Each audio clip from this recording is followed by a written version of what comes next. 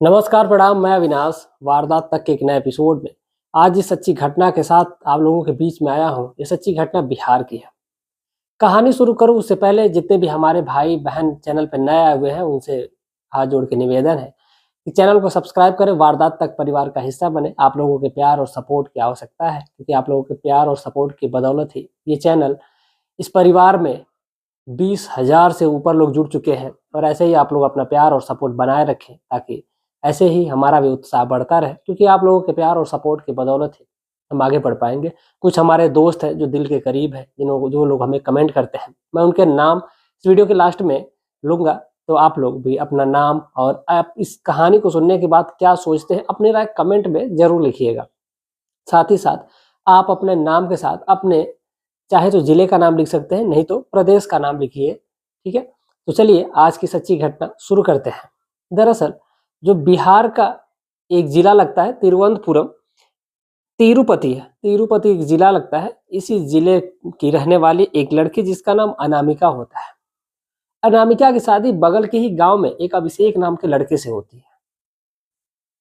कुछ समय बीतता है, 25 साल की उम्र में उसकी शादी हुई रहती है। वक्त गुजर रहा था, 28 साल की जब उसकी उम्र होती है, से पहले ही उसका जो पति होता है, यानी कि जो अभिषेक होता है, उसका रोड एक्सीडेंट होता है और रोड एक्सीडेंट में उसकी मौत हो जाती है।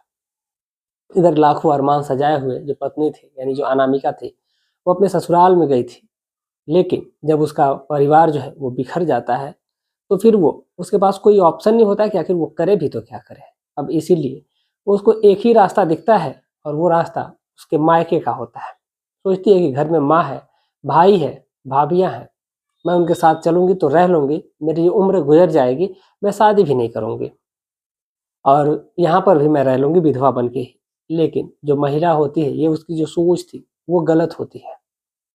अब इधर जो महिला घर अपने आती है, तो जो उसकी माँ होती है उसको तो एक्सेप्ट कर लेती है, रोक लेती है। लेकिन जो उसके भाई भाभियाँ होती हैं, कुछ दिन तो सब कुछ सही चलता है, लेकिन जो उसकी भाभियाँ हैं वो फिर कतराने लगती हैं, उसको डांटने लगती है, तड़पाने लगती हैं। अब इससे जो अनामिका है वो एक फैसला करती है कि वो अलग रहेगी, और अलग भी उसने एक किराए का मकान लिया, और किराए के मकान में ही, वहीं मायके में ही वो रहने लगती है। और साथ ही साथ जो उसकी माँ होती है, वो भी कहती है कि जब मेरी बेटी का कोई सहारा ही नहीं है, तो मैं भी अपनी बेटी के साथ ही रहूंगी। इसीलिए जो माँ होती है वो भी अपनी बेटी के साथ ही रहने लगती है। अब अनामिका के पास जीविका चलाने के लिए कोई रोजगार तो होना चाहिए, क्योंकि पैसे की कमी थी, पैसे तो थे नहीं। भाई कुछ जो थे वो चोरी से पैसे दे दिया करते थे। अब अनामिका का गुजारा ऐसे ही हो रहा था। इधर जो अनामिका है वो भी अपना जो डॉक्यूमेंट होता है, सीवी होती है, वो अलग अलग कंपनियों में ले जा करके देती है, ताकि उसको जॉब मिल सके। और ऐसे ही करके ये जो सिलसिला है वो चल रहा होता है, और ऐसे ही उसकी एक रिक्रूटमेंट होती है, उसी में इसकी जॉब लग जाती है। वो भी उसी के शहर के इलाके के जो एक हॉस्पिटल होता है, प्राइवेट हॉस्पिटल होता है, उसी में उसकी जॉब लगती है। अनामिका दिखने में बेहद खूबसूरत होती है। अनामिका जब उस हॉस्पिटल में जाती है तो सभी उसके दीवाने हो जाते हैं। अब कहते हैं ना, जो आदमी होता है, जो हवसी होता है, उसके दिमाग में बस एक ही बात चल रही होती है कि वो उसको किसी तरह भी पाना होता है। अब यही कुछ हालत होती है अनामिका के साथ। अनामिका पे जो डॉक्टर वहाँ का होता है, जिसका नाम जयप्रकाश होता है, जयप्रकाश उस पे फिदा हो जाता है। और जो वहाँ के जो कंपाउंडर होते हैं वो भी उस पे फिदा होते हैं। तो ये सब लोग चाहते थे कि उस महिला के साथ शारीरिक संबंध बनाना, लेकिन जो महिला होती है, जो अनामिका होती है, वो कतराती रहती है, इन लोगों से बचने की कोशिश करती रहती है। अब इधर जो दिन में तो वो काम कर लेती, काम करने के बाद जब वो लोग उसको हॉस्पिटल में भी छेड़ते रहते थे। अब इसी वजह से जो अनामिका है वो एक दिन आकर के अपनी माँ से शिकायत करती है, कहती है कि वो हॉस्पिटल अब नहीं जाएगी, क्योंकि उसमें उसको टॉर्चर किया जाता है, उसके साथ छेड़खानी की जाती है। इस पर जो उसकी माँ होती है वो कहती है कि ठीक है, कोई बात नहीं, तुमको नहीं जाना तो तुम मत जाओ, घर पर ही रहो, तुम्हारा गुजर हो जाएगा ऐसे ही। तो फिर अनामिका घर पे रहने लगती है। कुछ समय जब बीतता है तो जो डॉक्टर है वो फ़ोन करता है कि आखिर तुम आ क्यों नहीं रही हो? तो फिर जो अनामिका होती है वो कहती है कि नहीं, मैं अब आज से आपके यहाँ नहीं आऊँगी। इस पर जो जयप्रकाश होता है वो काफ़ी दुखी होता है, और वो अनामिका के घर पे पहुँचता है, और वहाँ पर उससे रिक्वेस्ट करता है, विनती करता है कि एक काम करो कि तुम्हारे साथ जो भी जगह छेड़खानी करता है, तो आगे से आइंदा ऐसा नहीं होने वाला है। तुम चलो, तुम्हारी जो सैलरी है वो पहले तो 10,000 थी, अब तुम्हारी सैलरी 15,000 कर दी जाएगी। इससे तुम्हारा गुज़र बसर भी हो जाएगा। चाहे अगर तुमको अगर ये भी कम लगता है, तो तुम चाहो तो तुम्हारी सैलरी और भी बढ़ा दी जाएगी, यानी कि 20,000 तक कर दी जाएगी। इस पर जो अनामिका है उसको कहती है कि ठीक है। अब बेचारी के पास एक गुजारे के लिए एक काम की ज़रूरत थी। अब इसीलिए वो भी कंपनी को हॉस्पिटल को जॉइन कर लेती है और जा कर के वहीं पे जॉब करने लगती है। एक दिन जो डॉक्टर होता है, वो अनामिका को आते हैं और कहता है, एक काम करो कि जल्दी से चलो एक पेशेंट को देखने जाना है, एम्बुलेंस में जल्दी सभी लोग बैठ जाओ। अब इसी पर जो कंपाउंडर होते हैं और 3 कंपाउंडर होते हैं, डॉक्टर होता है और ये महिला होती है यानी कि जो अनामिका होती है ये तीनों लोग जब चारों लोग एम्बुलेंस में बैठते हैं। एक जो एम्बुलेंस का जो ड्राइवर होता है वो एम्बुलेंस लेकर के चल देता है वहाँ से और फिर अनामिका पूछती है कि आखिर हम लोगों को जाना कहाँ है? तो वो कहता है कि एक पेशेंट है जिसका एक्सीडेंट हो गया, रोड पे ही है, अब हमको वहीं पे चलना है। तो वो कहती है कि ठीक है, सभी लोग जा रहे होते हैं। गाड़ी को ये आगे ले जा कर के जंगल में घुमा दिया जाता है। जंगल में घुमा देने के बाद फिर जो अनामिका होती है, वो पूछती है कि ये किधर लेके जा रहे हैं? वहाँ पर एक मुज़फ्फरपुर थाना है, उसी थाने में एक ऐसा जगह है, जहाँ पर पूरा चारों तरफ जंगल ही जंगल है। वहीं पर एम्बुलेंस को ले जा कर के रोका जाता है और फिर अनामिका के साथ ज़बरदस्ती की जाती है। और यही नहीं, बल्कि अनामिका के साथ रेप किया जाता है और रेप भी कई घंटों तक होता है। चाहे वो कंपाउंडर हो, डॉक्टर हो या फिर वो एम्बुलेंस का जो ड्राइवर है, वो सभी लोगों ने पूरे दिन बारी-बारी से उस लड़की के साथ हैवानियत की, उस लड़की के साथ संबंध बनाए। पूरे दिन ये सिलसिला चला, पूरी रात चला और जब वो महिला जब इस पर विरोध करती है तो उसको उसके सिर पर रॉड से मार दिया जाता है और मार करके और फिर उसको समझाने-बुझाने की कोशिश की जाती है। जब वो घायल हो जाती है, वो कहते हैं उसको कि तुम किसी को कुछ मत बताना, चाहे जो भी हो जाए। इस पर जो अनामिका है वो कहती है कि मैं किसी को नहीं बताऊँगी, मुझे छोड़ दो।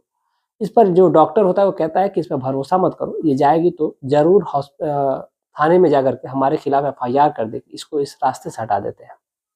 रात के टाइम में उस महिला को रास्ते से हटा दिया जाता है, यानी कि उसको मौत के घाट उतार दिया जाता है और वहाँ से जो डॉक्टर होता है, कंपाउंडर होता है और जो ड्राइवर होता है, सभी लोग वहाँ से उस गाड़ी को छोड़ करके वहीं से फरार हो जाते हैं।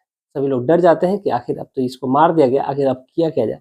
गाड़ी को छोड़ करके वहाँ से सभी लोग जब फरार हो जाते हैं, तो फिर जब सुबह होती है, सुबह को एक व्यक्ति उसी गाँव का यानी मुज़फ्फरपुर जो गाँव थाना लगता है, उसी गाँव का एक व्यक्ति शौच के लिए गया रहता है और जाता है, जैसे ही देखता है कि वहाँ पर जो एम्बुलेंस होती है, खड़ी एम्बुलेंस है, जब एम्बुलेंस का दरवाज़ा खोलता है तो उसमें एक महिला पड़ी होती है जो एक कंपाउंडर के ड्रेस में है, जो एक नर्स के ड्रेस में है। जब इस चीज़ को देखता है और देखता है कि वो मरी हुई है और उसके आधे बदन पे तो कपड़ा है, लेकिन जो आधा बदन है वो बिना कपड़ों के, यानी कि जो ऊपर का अंग है, वो भी वैसे ही उसको पूरा फाड़ दिया गया था कपड़े को, नीचे कपड़ा ही नहीं था, उसको अर्धनग्न कर दिया गया था। इस पर जो व्यक्ति है वो जल्दीबाजी में थाने में फ़ोन करता है, गाँव के लोगों को बुलाता है, पुलिस भी मौके पर पहुँचती है और पुलिस जब मौके पर पहुँचती है तो जब उसकी छानबीन की जाती है, जो छानबीन के दौरान पता ही नहीं चल पाता है कि आखिर ये मामला क्या है और ये हुआ कैसे है। इस पर जो पुलिस है बॉडी को पोस्टमार्टम के लिए भेज देती है और पोस्टमार्टम में जब निकल कर के जब सामने आता है कि उस लड़की के साथ तकरीबन 19 घंटे के करीब उस लड़की के साथ रेप किया गया है और ये भी रेप एक नहीं बल्कि 4-5 लोगों ने मिल कर के किया है, ये उस रिपोर्ट में आता है। सभी लोग सदमे में थे कि आखिर ये कैसे हो गया। उस लड़की के आईडी से जो नंबर मिला रहता है, उस नंबर से पुलिस उसके माँ को बुलाती है और जो माँ आती है, जब लड़की को देखती है तो फूट-फूट कर रोने लगती है। उसके भाइयों को बुलाया जाता है, सभी लोग आते हैं। अब जो माँ से पूछा जाता है कि आपको किसी पे शक है? तो जो लड़की है, उसकी माँ है, वो कहती है कि मेरी बेटी को हॉस्पिटल वाले हमेशा छेड़ते हैं और ये एम्बुलेंस भी तो हॉस्पिटल की ही है। और ये यहाँ तक कि जो डॉक्टर है, वो भी मेरी बेटी को छेड़ता था, कंपाउंडर है वो भी छेड़ता था, या हो ना हो ये उन्हीं की करतूत हो। इस पर जब पुलिस है तुरंत एक्शन लेती है। मुज़फ्फरपुर थाने की जो पुलिस है, वो जाती है उस हॉस्पिटल में और वहाँ से डॉक्टर को, कंपाउंडर को, सभी को जब उठा करके लाया जाता है, उससे पूछताछ की जाती है। तो पहले तो वो सभी लोग मना करते हैं कि नहीं, वो लोगों ने ऐसा नहीं किया है। लेकिन जब पुलिस अपने पे आती है और पूछताछ करती है, तो फिर सारे मामला दूध का दूध और पानी का पानी हो जाता है, एकदम यानी कि साफ-साफ हो जाता है और सारा कुछ क्लियर हो जाता है कि इन्हीं लोगों ने ही मर्डर किया है।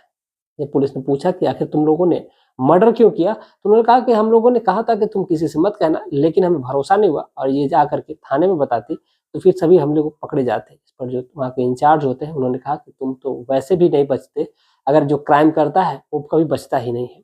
क्राइम को चाहे कितने भी शातिर तरीके से किया जाए, कहीं ना कहीं कोई गलती कातिल कर ही देता है और वो पुलिस के हत्थे चढ़ ही जाता है, चाहे वो कितने भी शातिर तरीके से क्यों ना अपराध किया गया हो।